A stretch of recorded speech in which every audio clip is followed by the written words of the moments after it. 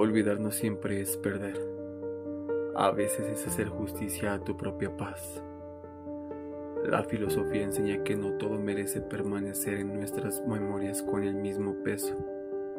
Hay personas que, por sus actos, eligieron alejarse del lugar que ocupaban en nuestra vida. Recordarlas constantemente es seguir entregándoles tiempo que ya no les pertenece.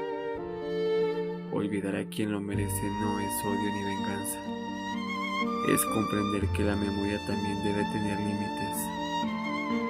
Así como un jardín no puede florecer si conserva cada rama seca, el alma tampoco puede crecer si se aferra a quienes solo dejaron ausencia. Al final, olvidar no significa que nunca existieron. Significa que dejaron de tener poder de definir quién eres.